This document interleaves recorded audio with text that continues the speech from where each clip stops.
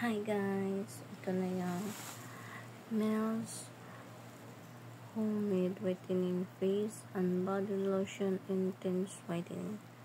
So, dumating na yung order ko. So, ito yung in-order ko sa TikTok shop nila.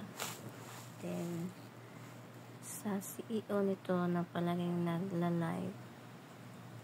So, na ako yung na-mind free. So, mauni ang na-mind free na ko. Ipadala nila kapil. So, naatay trial pack na lotion. Same ba sila? Same. Then, free rin free. Then, na ay sabon. So, mauni lang sabon. So,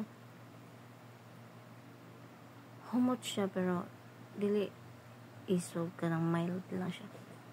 Mas nahumot. Mas nag-Johnson. Duha ka po. Free. Then na ay face cream. Then face cream. So, thank you so much sa CEO na nagpadala sa free. So, itry na to ang kanina lotion. Ano siya? So, tanaw na to ang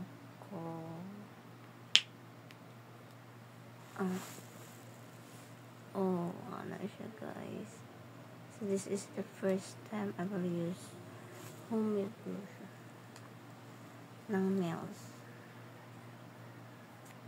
So, ganyan yung texture. Just,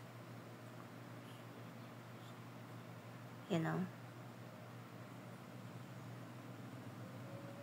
ganyan siya guys. So, try natin. This is my first time.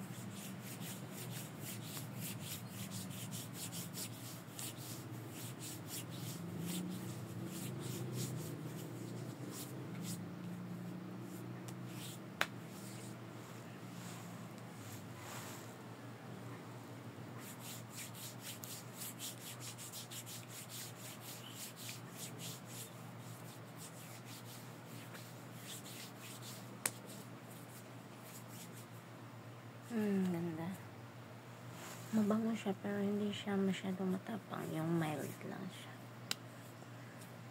Parang amoy BB. Parang amoy BB lang ganyan. So, yan. Ganda siya guys.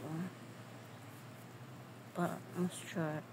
Meron siya moisturizer. Kasi malambot sa balat. Lambot kayo.